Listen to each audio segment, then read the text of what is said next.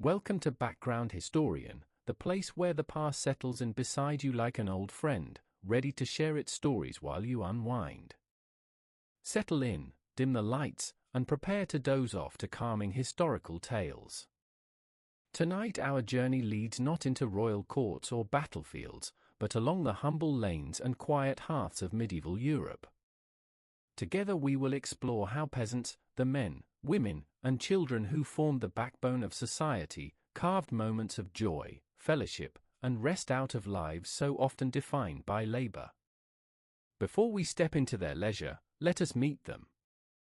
In the Middle Ages, most people were peasants, yet even within that simple word lay variety. Some were serfs, bound to the lord's estate, owing days of work in the fields and a share of their harvest. Others were freemen, paying rent in coin or kind but retaining a measure of mobility. Whatever their status, their world revolved around land, seasons, and community. Fields had to be sown and reaped, animals tended, bread baked, children raised. Amid such demands, spare time was precious, guarded like treasure, and when it came, it was savored with intention. Time itself moved to a different rhythm than ours. The church calendar dictated both worship and respite, punctuating the year with more than 50 holy days when ordinary work paused. Sundays, too, were set aside. On those mornings villagers gathered for Mass, but once prayers were finished the church green might fill with laughter, gossip, and friendly competition. A tug-of-war rope would appear, or a cloth ball stuffed with rags would become the prize of a lively game that resembled modern football in name only. These weekly gatherings wove the fabric of the village tighter, reminding every soul that they belonged to something larger than toil. Seasons added their own punctuation. When spring planting was done and the days lengthened, peasants welcomed May Day. Young folks cut fresh birch branches, decorating a tall pole set at the village center, then danced in spirals, ribbons weaving bright patterns like hopes cast toward summer. After harvest, Michaelmas arrived with feasting and ale, a sigh of relief shared when granaries were stocked and winter not yet at the door. In the dark months, work slowed. Fires crackled indoors, lending warmth to evenings of spinning, mending, and storytelling. Tales of saints and heroes mingled with local legends, each retelling stitching memory to imagination. Why linger on these moments of ease? Because leisure was more than amusement, it was resilience, a quiet statement that life was not measured solely in bushels and taxes. In a world where plague might strike without warning and bad weather could mean famine, celebration and play declared that the human spirit would not be crushed. Through laughter, music, and shared drink, peasants passed down wisdom, reinforced kinship, and renewed their faith. Over the next 8 segments we will stroll through village fairs, listen to songs that echoed over plowed fields, taste the simple treats reserved for feast days, and watch traveling players turn a patch of grass into a stage alive with mystery plays. We will sit beside hearths where dice clattered on worn tables, and slip into winter evenings when spinning wheels hummed in sync with soft-voiced ballads. Each scene will reveal not only pastimes but the deeper currents of hope, ingenuity, and camaraderie that kept medieval communities alive. For now, let the village bells fade, the wind settle, and the distant laughter soften. Imagine candles flickering against wattle and daub walls, illuminating faces relaxed after a day's work. This is where our journey begins, in the gentle twilight of farms and cottages, where, against all odds, joy found its place. The year in a medieval village was not measured by calendars on walls or the ticking of clocks. Instead, it was lived through rhythms of work and rest, prayer and play, hardship and joy. These rhythms were marked not only by the changing seasons but by feast days and festivals, sacred and social occasions where time seemed to slow, and even the most burdened laborer could laugh, dance, and dream. Many of these festivals were rooted in the Christian calendar, yet they often carried echoes of older, pagan traditions, folded quietly into the customs of the church. They were woven into the agricultural cycle, aligning with sowing and harvest, birth, and dormancy, offering a kind of spiritual syncopation to the physical demands of rural life. Let us begin in spring, with May Day, one of the most beloved celebrations across medieval Europe. As April turned into May, villagers emerged from the grip of winter with renewed energy. Young men and women ventured into the woods before dawn to gather fresh greenery, weaving garlands and cutting branches to decorate doorways, barns, and even livestock. At the village center, a tall tree, stripped of bark, polished smooth, would be raised upright and crowned with ribbons, flowers, and wreaths. This was the maypole, around which dancers moved in wide circles, steps simple but joyous, the weaving of ribbons a symbol of community itself. Springtime also brought Easter, the most sacred of Christian festivals, but one that also meant a break from Lenten austerity. With fasting done, the village tables groaned with eggs, cheese, and sweet bread saved for the occasion. Families would dress in their best, and after attending Mass, children might hunt for hidden eggs or roll them down grassy hills, echoing fertility rituals as old as the soil beneath their feet. As the year wore on, midsummer festivals lit up the longest days. Fires blazed in open fields on St. John's Eve, warding off evil spirits and perhaps something more ancient still, the lingering memory of solstice rites. Young couples leapt over the flames hand in hand, hoping to secure a lucky harvest or a happy marriage. Songs rang out into the night, mingled with the crackle of flame and the low hum of pipe and drum. Then came the harvest festivals, especially Lammas and Michaelmas. These marked the end of the grain harvest, and they were as much about relief as they were about celebration. Fields had been cleared, granaries filled, and though winter still waited in the distance, there was time, however brief, to rest. Villagers baked loaves from the first new wheat, offered them at church, and then gathered for dancing, storytelling, and games. The ale was fresh, the cider sweet, and for a few days, worry could be set aside. Autumn gave way to colder days, and with them came All Hallows' Eve, a liminal time when the veil between worlds felt thin. Peasants lit candles for the dead and left out offerings of food, while tales of wandering spirits and old ghosts were shared over flickering firelight. Unlike modern Halloween, there were no costumes or candy, just the shared understanding that life and death danced closely, and remembering the departed was part of the rhythm of living. Winter brought the longest and darkest nights, but it also brought Christmas and the 12 days of Yuletide, a season of spiritual joy and earthy merriment. Even the poorest families tried to stretch their pantries for a celebratory meal, perhaps a bit of preserved pork, a small wheel of cheese, a dried apple pie wrapped in cloth. There were carols to be sung, plays to be acted, and gifts to be exchanged, not grand tokens, but simple things, a hand-carved toy, a knitted pair of mittens, or a loaf of bread shaped like a bird.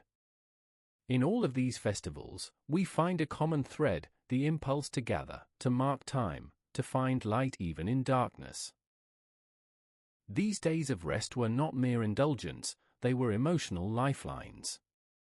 They reminded the people of their place in the village, in the turning year, and in the story of creation itself. And when the fire died down, and laughter grew soft, there was always someone left behind, poking the embers, humming a tune, preparing for the next season of labor. Because after the festival always came the fields again. But while the joy lasted, it was real. It was full. It mattered. When the sun was warm and the fields allowed for rest, peasants would gather in the village green, a communal patch of grass, worn by footsteps and familiar to all. It was here, among neighbors and kin, that people found play. It was not the refined leisure of kings or the orchestrated tournaments of knights, but it was play nonetheless. Spontaneous, loud, joyful, and sometimes rough. There were no uniforms or formal teams. No trophies or grandstands. Just a ball, a rope, a stick, or sometimes nothing at all. The tools of leisure were humble, but the spirit behind them was anything but. One of the most common pastimes was something loosely resembling modern football. A stitched-up leather or cloth ball, often stuffed with straw, rags, or animal bladders, was kicked, tossed, and chased with wild abandon. These games had few rules, and even those shifted from village to village. Often, the goal was as simple as moving the ball past a marker, a tree, a stream, the edge of a field. There were no referees. Disputes were settled by shouting, laughter, or sometimes a friendly shove. Games could last for hours. They were exhausting, rowdy affairs, and even older villagers might gather around the edge to watch and cheer. It wasn't just about winning.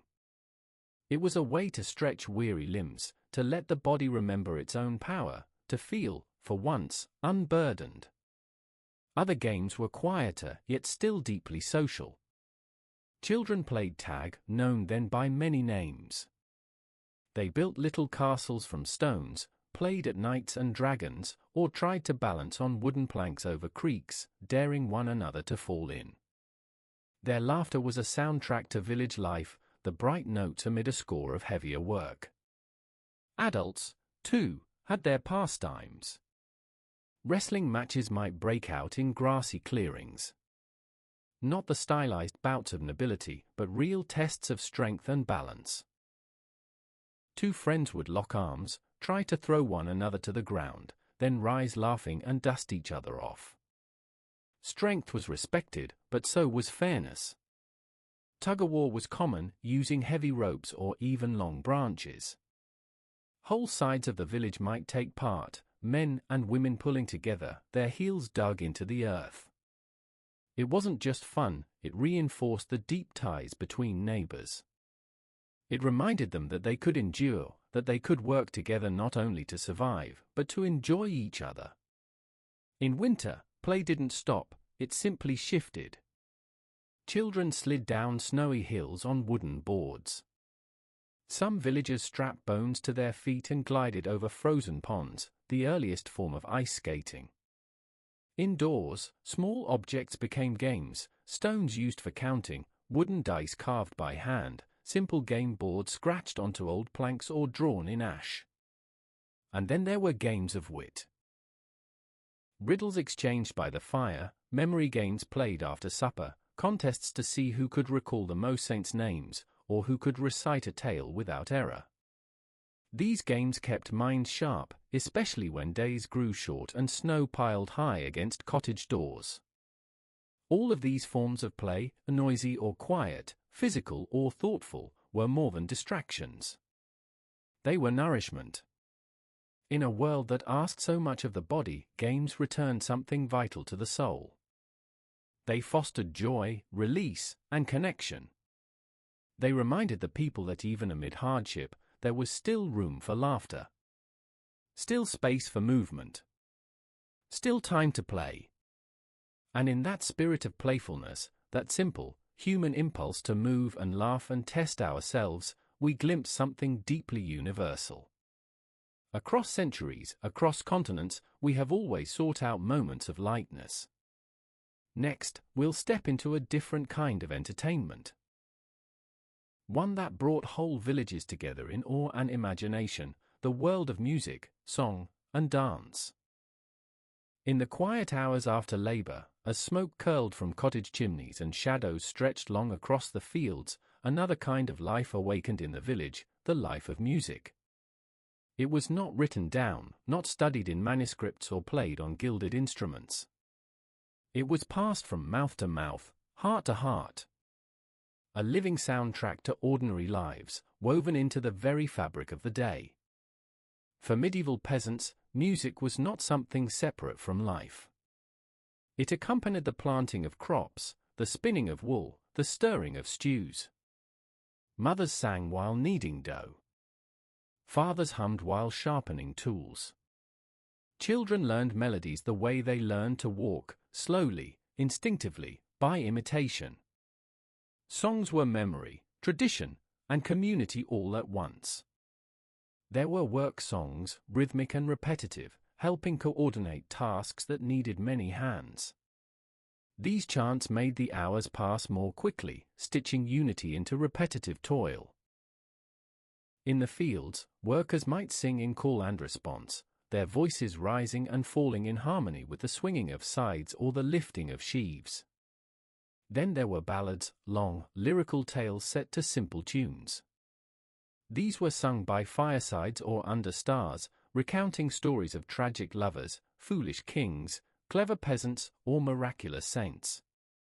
The same story might shift slightly from one village to the next, the verses adapted, the hero renamed, but the heart of the tale endured. These songs were vessels of collective memory, carrying lessons, warnings, and dreams across generations. In times of celebration, music turned joyful, energetic, alive. The villagers would gather with pipes, fiddles, flutes, or even simple percussion, wooden spoons, drums made from stretched hides, or bells tied to wrists and ankles. Someone would strike a familiar rhythm, and before long, others would join in, some singing, others clapping or tapping feet. It didn't take much. A shared tune and a few open hearts were enough to fill the whole village with sound. Dancing followed almost naturally. No formal lessons, no elaborate choreography, just movement, instinctual and shared. Young men and women would link arms, turn in circles, weave in lines, stamping feet on worn ground. At May Day and harvest feasts, these dances could last late into the night, glowing lanterns swaying with the beat. Children would watch, learning the steps by imitation, their laughter rising between verses. Even in sorrow, there was song. When a loved one passed, mournful melodies echoed through the village. These dirges, often sung in low, reverent tones, helped carry grief. They gave voice to what was too heavy for speech. And in that expression, there was healing. Much of this music is lost to us now. Few notes were ever written down. But echoes remain. In fragments of lyrics, in folk traditions that still survive in pockets of Europe, and in the deep, human need to make sound into meaning. What is most striking is how accessible music was to everyone. It didn't matter if you owned an instrument or had a trained voice. Music belonged to the community. It was stitched into weddings and funerals, births and blessings, market days and rainstorms. It asked for no ticket, no title. Only participation. And so, the village sang. Through hardship, hunger, joy, and change, the songs continued. Sometimes soft and solitary, other times raucous and wild. But always present. Always human. Next, we'll follow that thread of performance into another form of medieval entertainment, the traveling storytellers and mystery plays that turned roadsides and churchyards into makeshift stages. Once in a while, life in a quiet medieval village was interrupted, not by danger or decree, but by spectacle. A group of travelers might arrive, their cart laden with costumes, props, and instruments. Word would spread quickly, the players are here. And suddenly, the village green, the churchyard, or even a wide, flat stretch of road would become a stage. These traveling performers, minstrels, jesters, storytellers, and actors, brought with them the outside world. Many were poor themselves, wandering from place to place, relying on the generosity of villagers and the few coins they might earn by delighting a crowd. But their talents transformed them into something magical, if only for an afternoon. They played music, told stories, juggled, and mimicked the powerful with a cleverness that seemed to slip past the rules. Their stories were often humorous, sometimes ribald, and occasionally cautionary. Tales of foolish nobles, clever servants, and talking animals entertained peasants who rarely got to laugh at those in power. For a brief moment, the world could be turned upside down, the jester was king, the poor outwitted the rich, and everyone watching forgot the weight of their lives. But perhaps the most powerful theatrical events of the medieval world were the mystery plays, religious dramas performed in open-air settings, often funded or organized by guilds and the church. These plays didn't just entertain.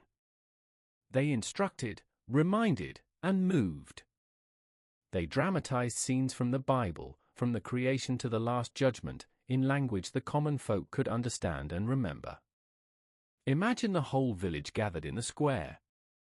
A makeshift stage is raised.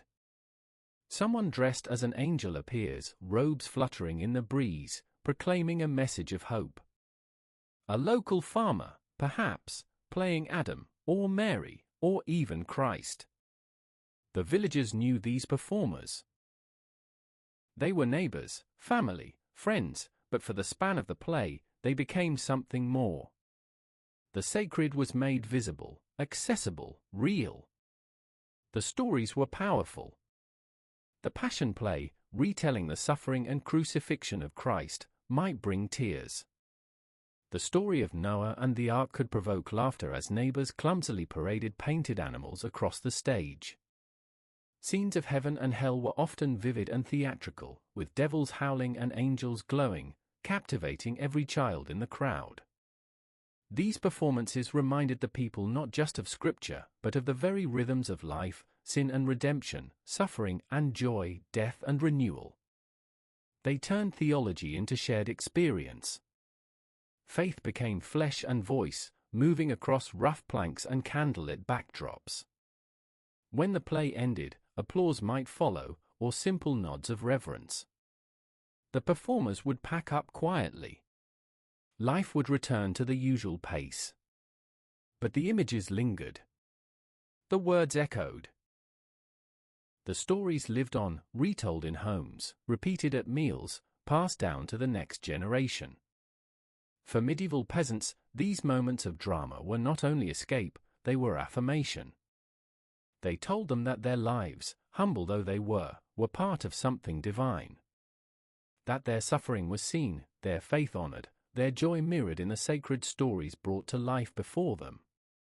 And when the stage was taken down and the travelers moved on, they left behind more than memories. They left behind a shared sense of wonder, a reminder that even in a small village, even in the most modest life, there was beauty worth witnessing. Next, we'll enter the home itself, where winter nights and rainy afternoons gave rise to quieter pastimes, spinning, carving, storytelling, and the daily rituals of rest. Not all leisure in medieval peasant life was loud or communal. Much of it happened indoors, after twilight crept in and work gave way to warmth. Here, within the dim glow of a hearth fire, quiet pastimes flourished, acts of comfort, utility, an expression that brought calm to the close of each day. Peasant homes were modest, often just a single room shared by a family, but the hearth was its heart. It was where meals were prepared, where warmth gathered, and where stories took shape.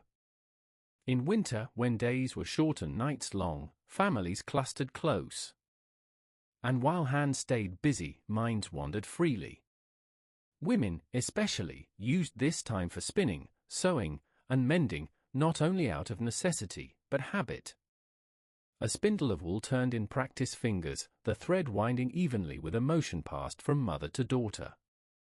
Garments were patched, children's shoes repaired, sacks stitched and restitched until their fabric told stories of years gone by. The work was quiet, methodical, even meditative. Men, too, often turned to small woodwork and carving. A piece of scrap timber could become a spoon, a toy, or a figurine. These were not elaborate works of art, though some were surprisingly ornate, but they were thoughtful. A father might carve a whistle for his child, or whittle a pattern into the handle of a cooking ladle. These objects carried love in their simplicity, made not for trade or display, but for use and memory. And always, there was storytelling. With no books in the home, no printed pages to turn, stories were passed through voice, remembered, adapted, shared. Some were folk tales, full of talking animals, wise women, and magical bargains. Others were family histories, spoken as if sacred, how the grandparents met, how the old barn was built, how a winter was survived with barely enough grain. These stories taught, comforted, and connected. A child might hear the same tale a dozen times and still ask for it again. At times, neighbors would gather together. Someone would bring a song, another a riddle or a joke, and a slow evening would stretch into gentle laughter. There were no bright lanterns or polished floors. Just flickering firelight, shared bread, and a feeling of being enclosed in something small but safe. For some, evenings brought moments of private reflection. A whispered prayer, a few lines of a hymn, or time spent arranging a simple altar, perhaps a wooden cross or a palm from the last Easter, hung beside a dried sprig of herbs. In a world where the sacred touched everything, even quiet rituals were full of meaning. Children played with handmade toys, dolls made of cloth, carved animals, hoops rolled with sticks. When the toys tired, they played make-believe, mimicking village life or inventing adventures set in castles and forests they'd never seen. Their imagination stretched the small walls of the home outward, turning straw piles into dragon caves and siblings into noble knights. And sometimes, there was simply stillness. A warm bowl in the lap, a sleepy child on a shoulder, the soft sounds of the night outside, owls, wind, the occasional bark of a dog. Moments when no one spoke, and yet everything felt full. These humble pastimes, the spinning, the carving, the stories, the songs, they did more than fill time. They kept alive a sense of self, of peace, of belonging. They reminded villagers that even in the face of hardship, there was time for beauty. Even in a world with few possessions, there was space for comfort. And even in a house of packed earth and thatch, the hearth could hold light. Next, we'll turn toward something a little different, the way leisure often blended with belief, and how pilgrimages and sacred journeys became not only acts of faith, but moments of transformation and rest. Not all moments of leisure were spent close to home. For some, rest came in motion, in walking long roads, in sleeping under stars, in stepping away from the familiar. This was the pilgrimage, a sacred journey made on foot, blending the physical act of travel with the spiritual need for reflection, penance, and peace. To modern ears, the word pilgrimage may conjure images of grandeur, vast cathedrals, golden relics, robed monks. But for most medieval peasants, the pilgrimage was quieter, humbler, and far more personal. It was a rare chance to leave behind the duties of land and lord, to walk with purpose toward a holy place, and to share stories, songs, and silence with fellow travelers. Some pilgrimages were local, a few days' journey to a nearby shrine, often dedicated to a saint known for healing or protection. Others stretched across regions, even across countries. One of the most famous, the pilgrimage to Santiago de Compostela in Spain, drew travelers from across Europe. Another led to Canterbury in England, inspired by the martyrdom of Thomas Becket. These places became magnets for faith, not because the stones were special, but because the act of walking toward them became an offering. Peasants would prepare as best they could. A sturdy pair of shoes, a walking stick, a satchel of dried bread or cheese. They might carry a token to leave at the shrine, a carved charm, a sprig of herb, a prayer on parchment. The journey itself was often long, but it was not rushed. Time was taken. Steps were slow. With every mile, the mind was given space to wander, to question, to hope, to remember. Along the way, pilgrims met others. They shared food, advice, songs, and shelter. It was a rare chance to see beyond the village, to glimpse forests they'd never walked, towns they'd never imagined, dialects they'd never heard. The road was hard, yet strangely freeing. Pilgrims walked not only toward a place, but away from their burdens. For a moment, the weight of taxes, toil, and obligation slipped back into the distance, replaced by the rhythm of footsteps and the quiet hum of prayer. And when they finally arrived, when the shrine stood before them, glowing in candlelight, humming with incense and hymns, they often wept. not because the journey was over, but because they had changed along the way. Some returned home with relics, a tiny bottle of holy water, a scallop shell, a piece of cloth touched to a saint's bones. But the true souvenir was internal, a sense of having stepped beyond the ordinary and seen something more. Even for those who never left their village, the idea of pilgrimage lingered as a dream. It represented hope that there was more to the world than fields and fences. That peace could be found in movement. That walking, slowly and intentionally, could heal the soul. Pilgrimages remind us that leisure is not always passive. Sometimes it is the choosing of a harder path, the leaving behind of comfort in search of a deeper stillness. For the medieval peasant, it was perhaps the most sacred form of rest, a rest earned by every step and felt not in the body, but in the spirit. As we approach the final chapters of our journey, we'll explore two final realms of peasant leisure, the rituals of food and drink shared in celebration, and the tender bonds of love, courtship, and family life. No story of peasant leisure would be complete without stepping into the heart of any celebration, the shared table. Though meals in medieval times were often simple and born of necessity, there were moments, treasured and few, when food and drink became something more than sustenance. They became celebration. They became joy. For most of the year, a peasant's diet was plain. Coarse bread made from rye or barley, a pot of thick soup known as pottage, and if the household was fortunate, perhaps some cheese or a few eggs. Meat was rare, often reserved for special occasions or preserved in salt for the cold months. Still, what the peasant table lacked in luxury, it made up for in ritual and rhythm. But then came the feast days. The harvest festival, a wedding, the end of lambing season, or a saint's day well celebrated, these were occasions when food was gathered, shared, and blessed. Villagers pooled what they had. The baker might bring rounds of fresh bread.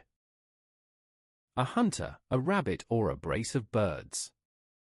Someone's grandmother would arrive with a stew that had simmered all morning, it sent wafting over the fields and calling everyone in. Large communal meals were held outdoors in warm months, blankets spread on the ground, jugs of ale passed hand to hand, bowls ladled full. Children ran barefoot between the tables, catching crumbs and sneaking bites. The adults laughed more freely, their shoulders loosened from the weight they usually carried. Ale was the common drink of choice, not the strong brew we know today, but a mild, often home-brewed beverage that was safer than water and warmed the bones. Brewing was typically the work of women, known as alewives, who crafted their own family recipes using herbs, oats, and patience. A good alewife was known throughout the village, and her brew might be at the center of many a feast. Bread, too, was sacred. The smell of fresh loaves brought comfort and pride. Some villages had communal ovens, and baking days became a kind of ritual, flour dust in the air, laughter echoing off stone walls. On feast days, the loaves were shaped with care. Crosses carved on top, seeds sprinkled across the crust, symbols of protection or blessing marked in flour. When food was set out and the fire crackled, song often returned. Someone would begin a drinking chant or an old ballad, and others would join in, not for performance, but for togetherness. There was something healing in the shared sound, the rising and falling voices wrapped around familiar melody. Time slowed. Troubles softened. The feast was not only in the belly, but in the heart.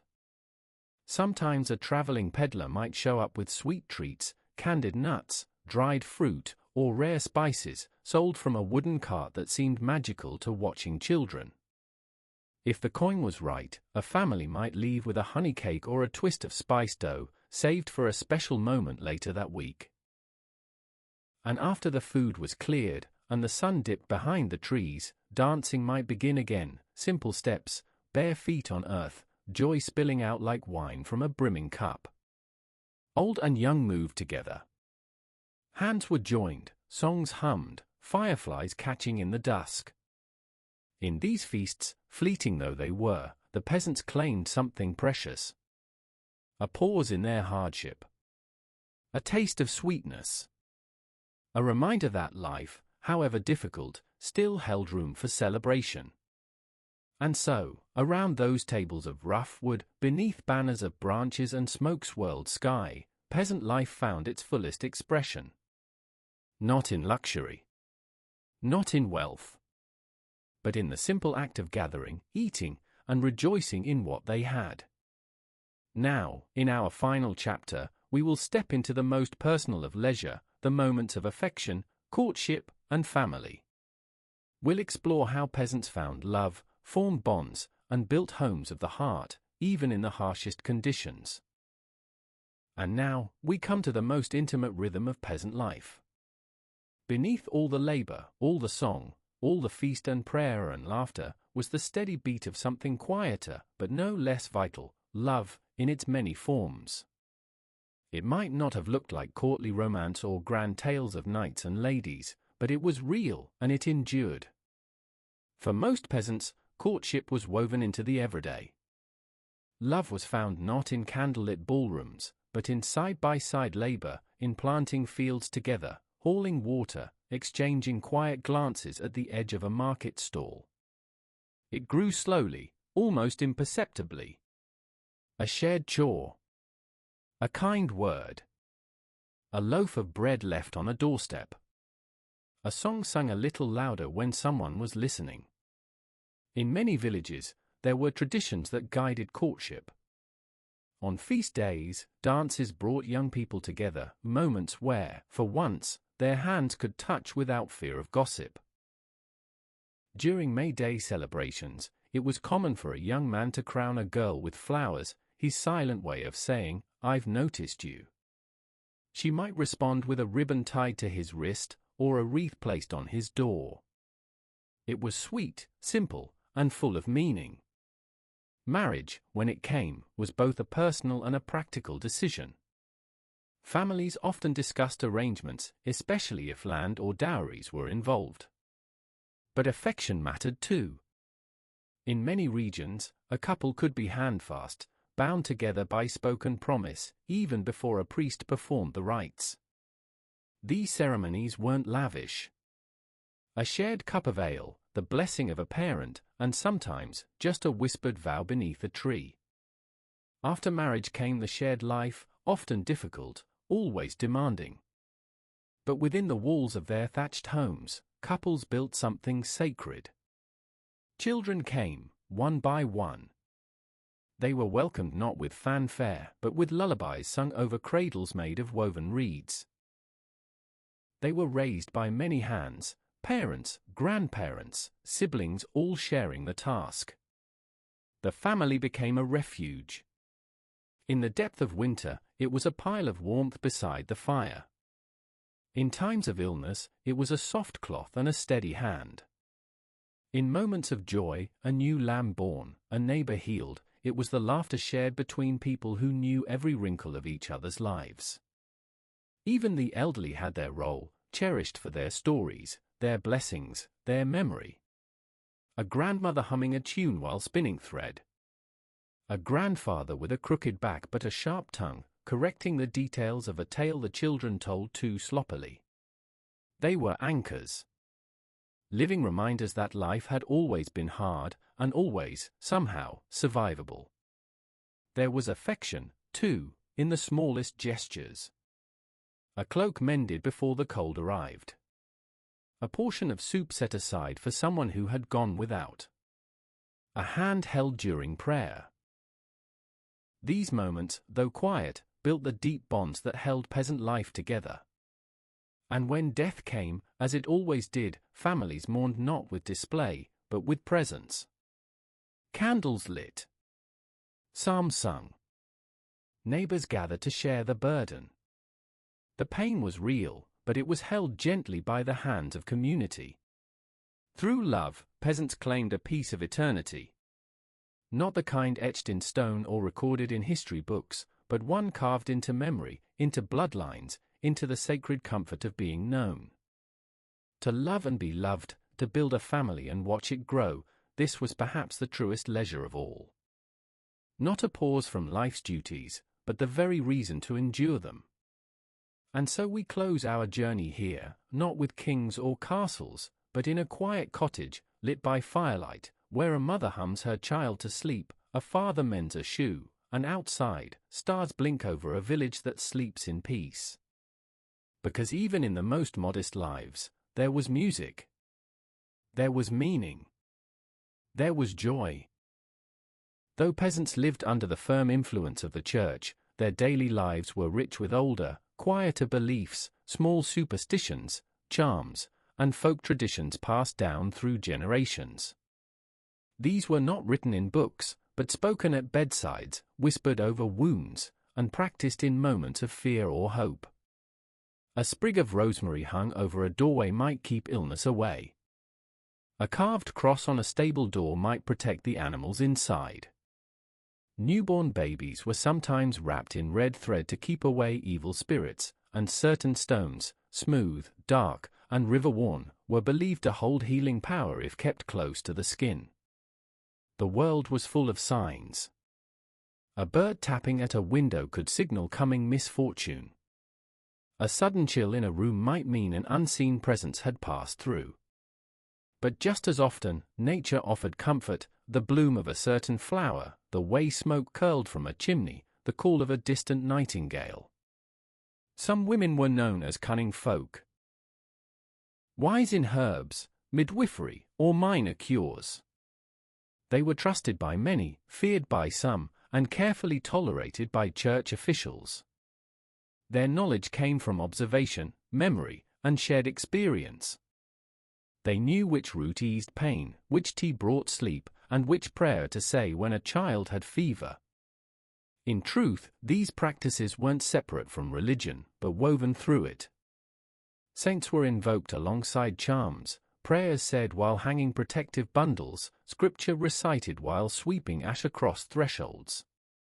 In the peasant mind, the sacred and the superstitious lived side by side, not in conflict, but in harmony. In this way, even the unknown, disease, crop failure, sudden death, was made a little less frightening. Magic was not grand or theatrical. It was subtle, quiet, and deeply human. It gave peasants a sense of control, a belief that their small actions mattered, even in a world that so often felt vast and unpredictable. The medieval peasant did not think of time as we do, not in hours and minutes, but in the turning of seasons, the position of the sun, the weight of the sky. Each month brought its own labors and, with them, its own chances for leisure. Spring was a time of hope and hurry. Fields had to be plowed, seed sown, livestock birthed. Yet spring also brought festivals, dances, and the joy of watching the earth awaken, flowers blooming beside muddy boots, birds nesting in the eaves. Summer meant longer days and harder work, but also outdoor meals, fresh vegetables, and brief moments of rest under shady trees.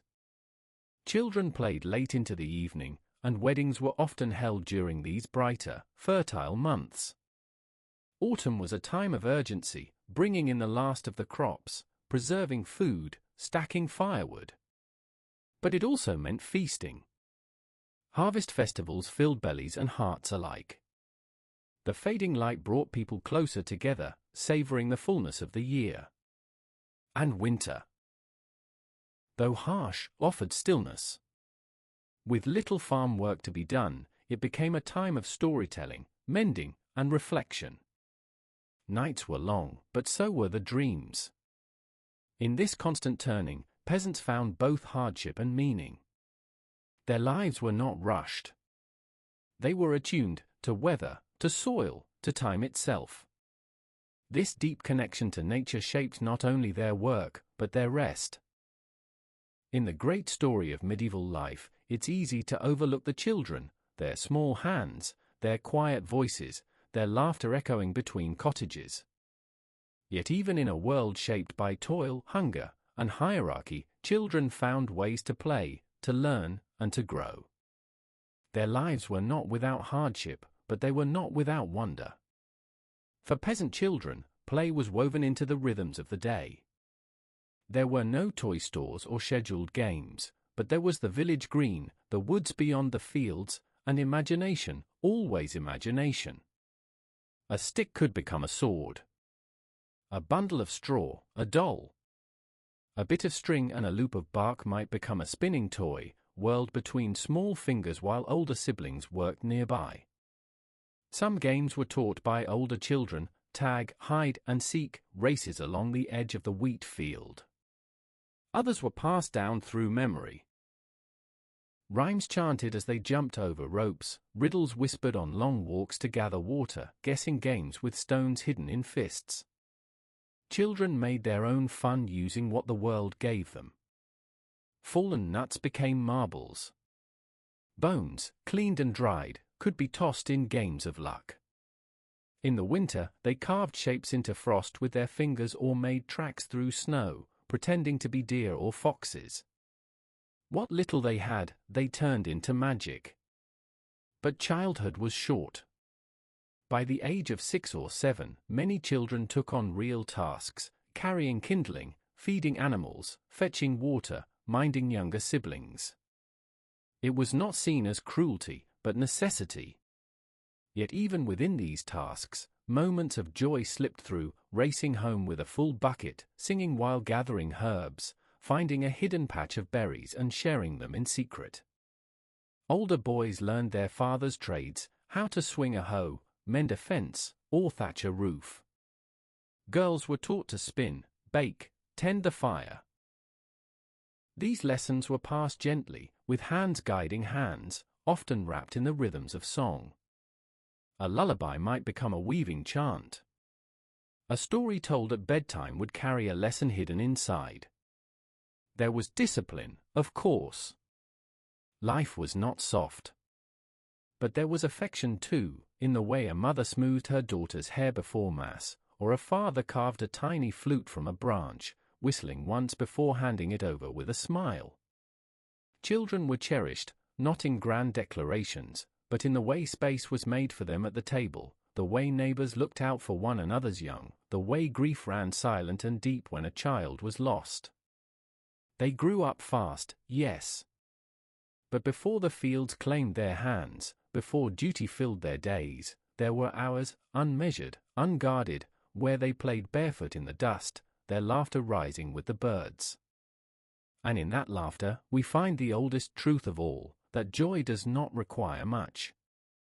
Just a little space. A little freedom. And someone to share it with. The medieval village was more than a collection of cottages and fields. It was a world of its own, intimate, interwoven, alive with relationships that stretched across years, and sometimes generations. In these small communities, where everyone knew each other's names and histories, leisure wasn't only about games or festivals. It was about connection. It was about being part of something larger than oneself. At the heart of this connection was conversation. On a walk to the well, on the edge of the fields, by the communal oven or inside the churchyard after Sunday Mass, people talked. They shared small news, told stories, passed on bits of local history or family rumor. This wasn't idle chatter. This was how the village remembered itself. Gossip, though often dismissed today, held real power. It was a form of informal justice, a way of keeping people accountable. If a neighbor shorted another on grain, or a promise went unkept, word would spread. And in a place where one's reputation could be as valuable as one's harvest, people listened carefully. But there was warmth too. Friendships ran deep. Women worked side by side spinning wool or baking bread, their hands busy while their voices filled the space with laughter or quiet reassurance. Men shared tools, helped raise barns, repaired carts not only for family but for neighbors in need. When a new baby was born, the entire village might lend a hand. When sickness came, meals appeared at the door. Grief was shared like bread, passed hand to hand in silence. Children grew up together in packs, learning not only from their families, but from the community. They adopted the stories of the elders, the mannerisms of the smith or the miller, the whispered wisdom of the herbalist. A village raised its young like a single, breathing organism. And when joy came, in the form of a marriage, a bountiful harvest, a long-awaited return, it belonged to everyone. A single family's good fortune became the village's cause for celebration. Ale was poured. Doors were opened. Music drifted from cottage to green. Evenings were often communal in spirit. Though each household had its own fire, there was a steady movement of people, a neighbor visiting with news, an old friend bringing herbs or kindling, a widow invited in so she wouldn't eat alone. These quiet acts of care required no ceremony. They were expected. They were lived. Disputes, too, were handled communally. Village elders or church figures might mediate quarrels, but often it was the shared voice of the people, their disapproval, their murmurs, their patience, that brought things back into balance. The goal was not to sever, but to mend. Not to exile, but to remind. Because at its heart, the village was a fragile ecosystem. Everyone depended on one another, for labor, for survival, for dignity. And in the precious moments when the work was done and the sun dipped low, people remembered that they weren't alone. That their joys and sorrows were echoed in other lives, lived just a few paces away. So the village held itself together, not with laws or lords, but with shared time. With familiar faces. With voices, lifted in chorus or hushed in comfort. And in those spaces of leisure, the pauses between toil, those bonds were made strongest. In a world shaped by rules, taxes, and hierarchy, where lords ruled from distant manors and the church loomed large over daily life, peasants had few formal means to speak freely. Yet speak they did. Not through rebellion or revolution, but through something older, softer, and sometimes sharper, humor. It might surprise us to think of medieval peasants as funny. But laughter was one of their greatest tools. A well-placed joke could ease tension, restore balance, and even, in subtle ways, challenge power. Where voices could not rise in protest, they often rose in laughter. One of the most powerful outlets for this was the Feast of Fools, a tradition in which roles were reversed, and the lowliest could dress as the highest. For one day, the village idiot became bishop, the poor could mock the rich, and sacred rituals were performed with satirical flair. It was absurd, hilarious, and a kind of social release valve. People laughed, not because they dismissed the world's order, but because, for a moment, they could flip it upside down and survive the weight of it. Peasants told stories of foolish kings and clever servants, lazy monks and greedy merchants, stories that poked holes in the fabric of control. They sang drinking songs filled with double meanings, shared riddles that veiled criticism, and invented characters like Reynard the Fox, a cunning trickster who outwitted those in power through cleverness rather than strength. This wasn't simply entertainment. It was a quiet form of rebellion. A way of saying, we see the unfairness. We understand the game. And we're not fooled. Even in their crafts, peasants found ways to express resistance.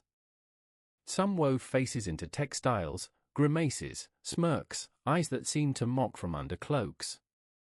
Others carved tiny figures in hidden corners of woodwork or etched signs into stone, private jokes left like fingerprints across time. You can still find them in old churches and barns. Grinning faces under rafters, animals in odd positions, images that gently remind us they had thoughts they couldn't say out loud, so they made them permanent in secret. Humor was also used inwardly, to cope. A family who had lost a crop might joke about turning stones into soup. A village stuck in a storm might laugh at their muddy feet. These jokes weren't denial, they were medicine. Shared hardship becomes bearable when it's lightened by laughter. Children learned this early. They mocked the seriousness of adults with exaggerated bows, mimicked priests and lords behind their backs, and dared to tell the jokes no one else would. In their giggles was a strange kind of courage. Even the very act of celebration could be subversive. Dancing on a holy day. Drinking late after curfew. Singing loud songs in the square when silence was expected. These weren't political statements, but declarations of spirit. We are still here. We still have joy. We still choose to live. And so, through humor, satire, and simple bold delight, peasants kept a piece of themselves protected. Untaxed. Unowned. Unbroken. It reminds us, across time and place, that joy can be a form of resistance. That laughter can be an armor. And that in the most unfree of lives, people still found ways to be free. In the medieval world, weather was not background. It was presence. It was power. It shaped the fields, decided the harvest, wrote the rhythm of the day. And it shaped leisure too. Every moment of rest, every act of joy, was held in the mercy of the sky. A sunny afternoon meant more than comfort. It meant possibility, a feast outdoors, a ball game in the green, the chance to mend a roof or walk to visit a neighbor without boots caked in mud. People moved with the sun, watching the shadows lengthen, gauging how many tasks could be finished before the light withdrew. Rain, though sometimes a threat, also brought peace. It softened the soil and the silence. When the heavens opened, work paused. The fields emptied. Tools were stored. And inside, under the warm thatch, leisure took on a quieter shape, the slow turning of a spinning wheel, a whispered story over soup, a carved whistle smoothed with a knife. Thunder became a rhythm to work beside. Lightning, a drama to watch with reverence. Snow, too, transformed the village. Paths vanished. The world fell still. And in that stillness, peasants found rare stretches of time to breathe. Children played with frozen earth, their shrieks cutting through the pale air. Families huddled close around their hearths, wool gathered thick around their shoulders. Bread was rationed, yes, but so was conversation. Days stretched, and people filled them not with haste, but with presence. And then there were the winds, the howling gales that rattled shutters and sent cloaks snapping, the slow summer breezes that cooled weary backs during planting season. Each gust was read like a sign. Was it a blessing? A warning? An omen?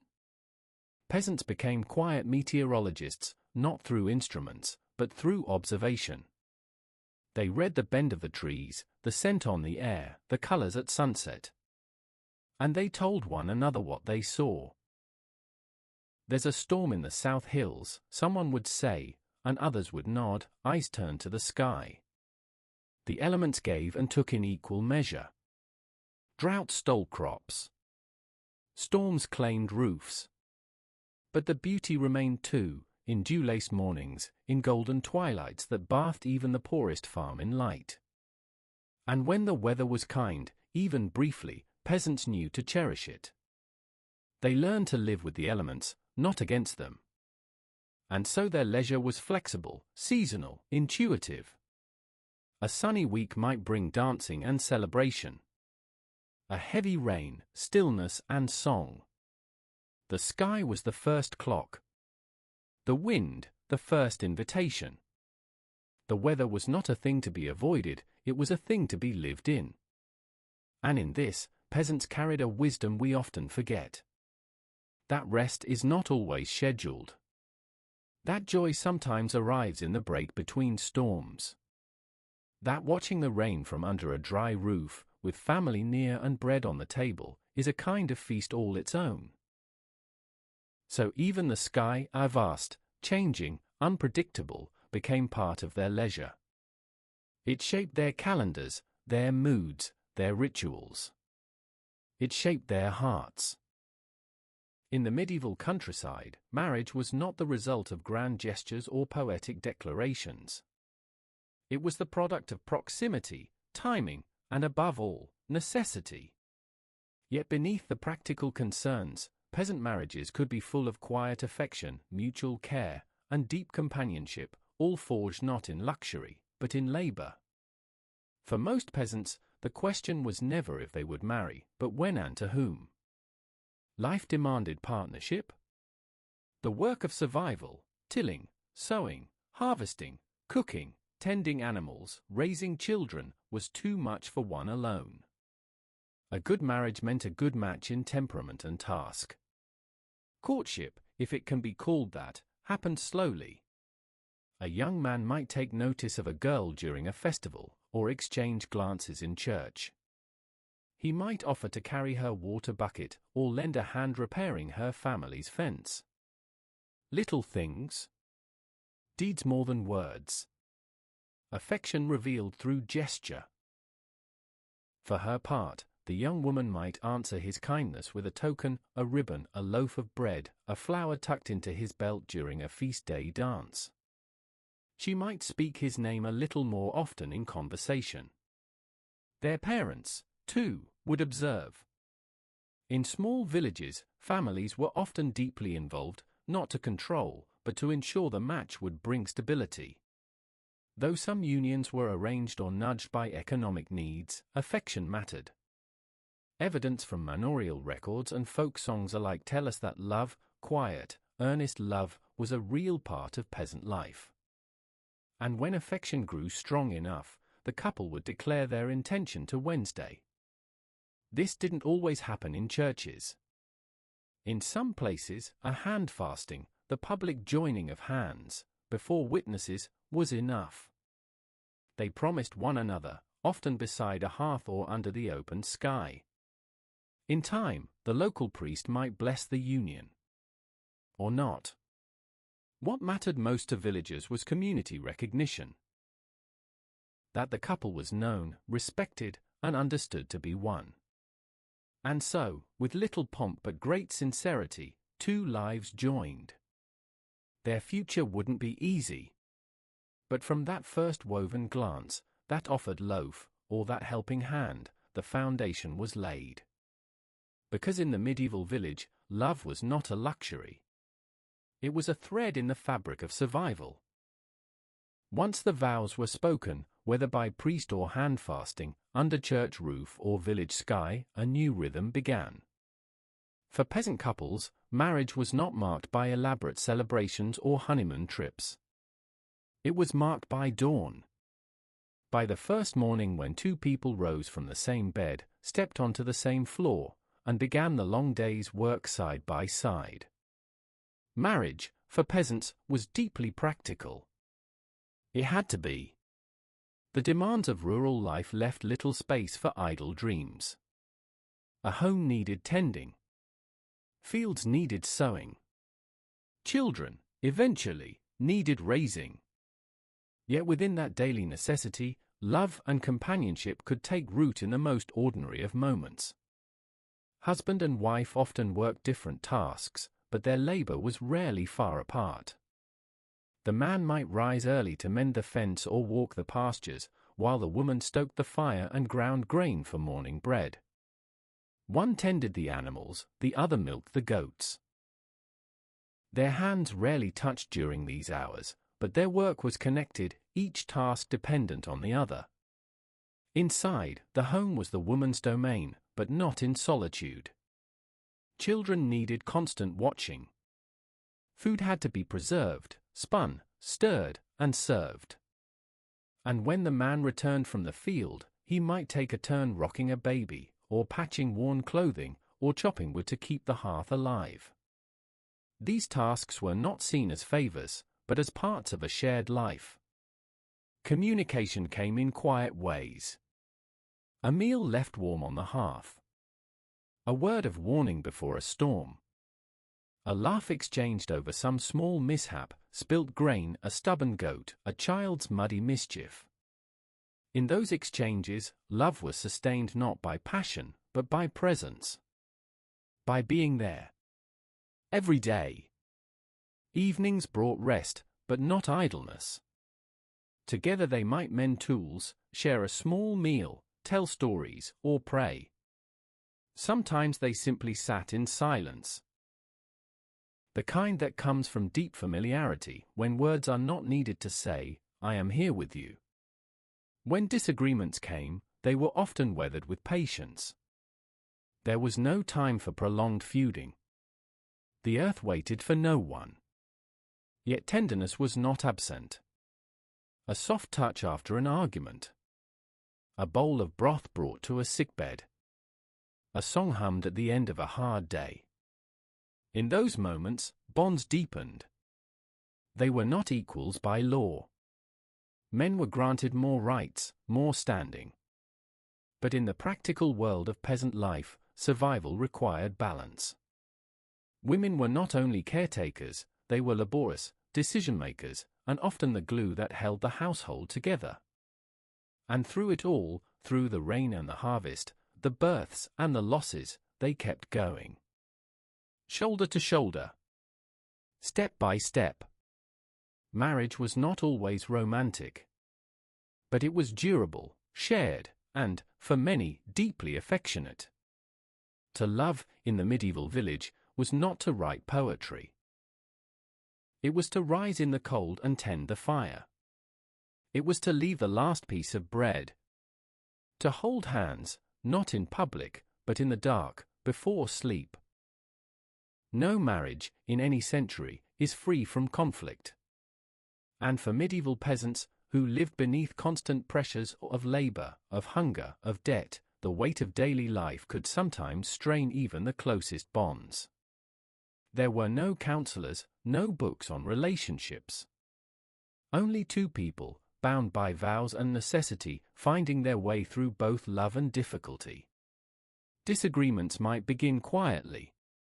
A field not plowed on time. A child scolded too harshly. A sharp word spoken after a long day. For couples whose days were full of labor, small frustrations could grow quickly if not softened by habit and grace. Arguments often rose at the margins, during meals, in whispers after nightfall, in the pause between chores. Voices rarely shouted in the open. There was dignity to maintain, and is everywhere in a village. But tension could simmer. A wife might fall silent at supper. A husband might spend an extra hour in the shed. Distance settled in like a cold draft beneath the door. And yet, most of the time, writ passed. Forgiveness came not through grand gestures, but through gestures repeated, a full water bucket carried without being asked. A cloak mended quietly. A crust of bread left at the hearth's edge. These small reconciliations were understood. Nothing needed to be said. A softened gaze across the room was enough to begin again. Of course, not all conflicts were light. There were deeper rifts too, betrayal, neglect, cruelty. In these cases, villages had quiet systems. An elder might intervene. A priest might listen and counsel. Sometimes, the wife would go to her family for a time, or the husband would sleep in the stable. The village watched. Not to gossip, but to witness. To hold the couple in a kind of public trust. After all, everyone depended on one another, and no marriage existed in isolation. There was little tolerance for persistent abuse. Though laws rarely protected peasant women, community norms carried weight. A man who beat his wife might find himself shunned at the tavern. A woman who struck in anger might be met with silence at the well. Reputation mattered, not just for honor, but for survival. Still, most disagreements never reached that brink. They were softened by time, by memory, by shared labor. It is hard to remain angry at someone you must work beside from sunrise to sunset. Anger required energy, and peasants, often, had little to spare. Children, too, acted as bridges. A toddler stumbling across the floor could melt a cold silence. A shared worry over a fevered child could draw estranged hands back together. In the presence of such vulnerability, hearts often softened. And there was always the church. Couples were reminded often of their vows, to love, to suffer, to remain. Sermons spoke of the patience of saints, the trials of holy families. Whether one believed every word or not, the rituals gave shape to hardship. They said, "This is hard. And still, you go on." So they went on. Not in perfect harmony, but in something steadier. Something stronger. Marriage, in the medieval world, was not about never arguing. It was about arguing and still rising together the next day. It was about knowing each other's faults and staying anyway. It was about enduring together, not only through joy, but through all the quiet trials that carved love deeper. For most medieval peasants, privacy, as we know it, was rare, almost unimaginable. The average home was a single room, shared by a husband, a wife, children, perhaps an elder or two, and even a few animals. Walls were thin. Space was limited. Beds were shared. And yet, within these close quarters, intimacy found a way to live. Physical affection was not only private, it was purposeful. Love, in its most tender form, was entwined with survival. It was a hand placed on a weary shoulder after a day in the fields. A wool blanket pulled quietly over bare feet. A child curled between two bodies under a shared quilt, breathing gently into the night. Marriage offered, if not privacy, then proximity, and over time, that closeness bred a kind of silent intimacy. Couples became fluent in one another's silences. They knew each other's aches, the rhythm of one another's breathing, the soft creak of the other turning over in sleep. Intimacy came in rituals. The washing of one another's hands. The quiet grooming of hair. A shared bowl at mealtime, passed back and forth in habitual rhythm. These were gestures of closeness, small, but rich with familiarity. Desire, too, had its place. It was not spoken of openly, but it was present, behind glances exchanged by the hearth, in the unspoken dance of touch beneath woolen blankets. When the house was still and the fire burned low, couples found time for one another, not despite the nearness of others, but around it. Carefully. Respectfully. Lovingly. Children were often born of these encounters, of course. But not always. Sometimes, it was simply about connection, the comfort of a familiar body, the grounding of being touched, the moment of quiet that only two people could share. And emotional affection was just as vital. Though their days were long and their burdens heavy, many peasant couples developed a deep companionship. They grieved together. They rejoiced in the growth of a crop or the return of a child. They shared dreams, even if only whispered, a larger garden, a cow of their own, peace in old age. They often had no letters, no love notes passed in secret. But they had loyalty. They had gentleness. They had the daily repetition of care, the 1,000 acts of small love that said, "You are not alone." Even when they argued, and they did, there was often a return. A quiet repair. Because in a world that asked so much of them, a marriage was not only a bond, it was a refuge. And so, peasant love was built not on sweeping declarations, but on the kind of affection that folds clothes, fetches water, keeps a seat warm by the fire. It was love that endured, not because it was grand, but because it was constant. In the next part, we'll turn our gaze outward from the couple, to friendships, neighborly bonds, and kinship ties, the wider web of relationships that sustained the village and gave marriage its social meaning. In a medieval village, no marriage stood alone. Even the most private bond, sealed by a vow, sustained in shared labor, was always part of a greater web. A couple's life was deeply entangled with others, with family, neighbors, godparents, friends, and the community of the parish. These relationships formed the invisible scaffolding that held the couple upright when times were hard, and celebrated with them when life was kind. Friendship among peasants was not defined by letters or travel. It was forged in routine. A shared bench during Mass. A partner in spinning or threshing. A familiar face in the next plot of land. These ties became extensions of the household itself, helping hands during illness, extra bread during famine, arms to lift a new child at baptism. For newly married couples, support often came first from kin. A bride might move into her husband's family home, sharing space with his parents or siblings until their own cottage could be built. Her mother-in-law might guide her through the rhythms of the new household.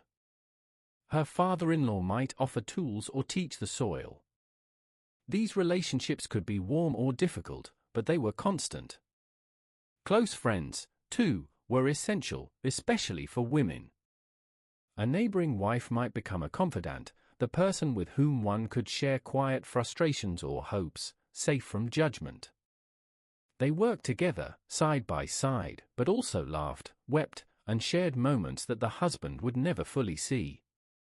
These female friendships, though rarely recorded, were lifelines. Godparents were also important, chosen with care not just for spiritual guidance, but for their reliability, wisdom, and kindness. They became a second family, stepping in if tragedy struck, offering advice, and sometimes helping settle disputes. A godfather or godmother might remind a husband of his duties, or help a wife negotiate with the village steward. And then there was the wider village itself. A place of shared memory and accountability. People knew one another's habits, struggles, and secrets. A marriage that began in joy might be strengthened by a neighbor's encouragement, or tested by gossip. Reputation traveled quickly. A kind husband, a hard-working wife, their names were spoken with respect. A man known for harshness, or a woman suspected of unfaithfulness, their names lingered differently in the air. Still, most villagers wished each other well. They celebrated together. A new couple might be gifted small things, a cooking pot, a comb, a swaddling cloth. When a baby came, women gathered to help. When a roof leaked, men arrived with ladders and straw. These were not favors. They were obligations of care, quiet promises made between people who depended on one another, not just in emergency, but every day.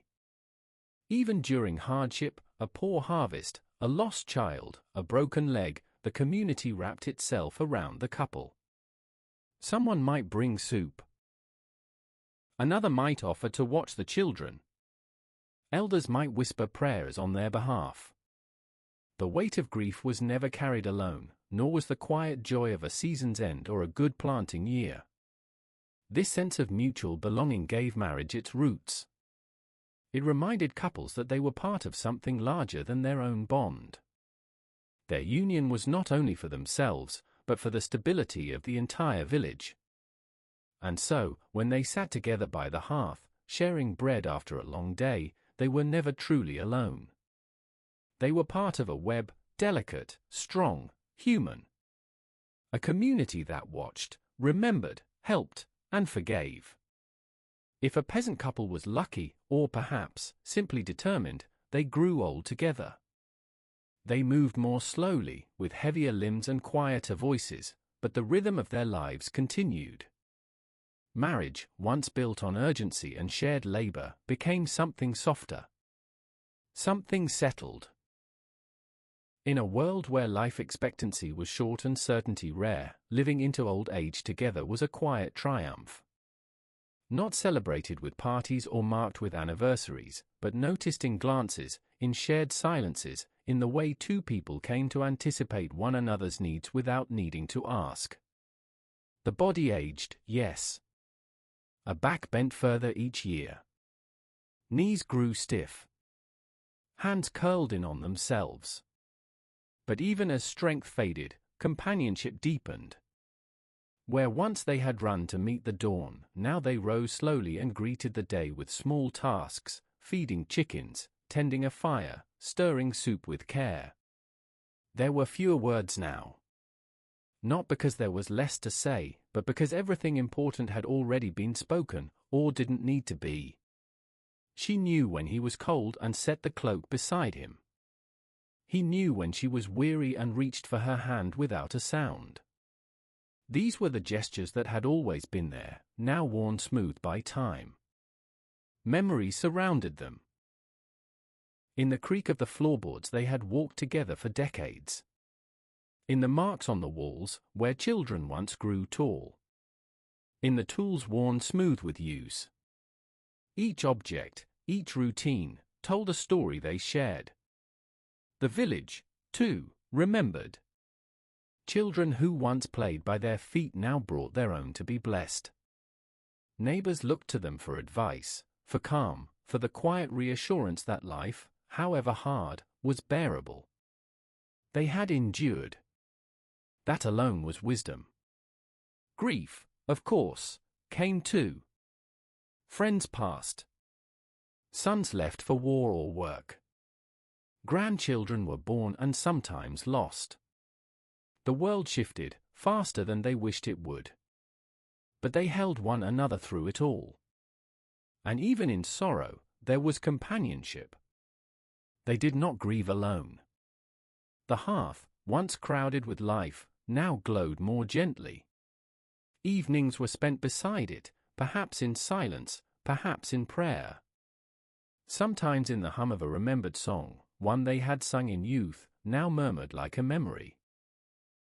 And when the end came, as it must, it often came gently. A last breath in the same bed where so many had been taken before. One passing before the other. And the village would gather, would bless, would bury. But they would also remember. The marriage had not been perfect. But it had been real. It had been faithful. And that, in the medieval world, was enough. And if both passed within weeks, as many did, the village would say quietly, they could not bear to be apart. Because love, when lived quietly, faithfully, every day, has a way of outlasting even the body. And so we end here. In a home where the walls are worn, but still standing. Where the love is quieter now, but deeper. A love that never needed to be written down, because it was lived. Fully. Every day. Thank you tuning in to Background Historian. Sleep tight, and see you next time.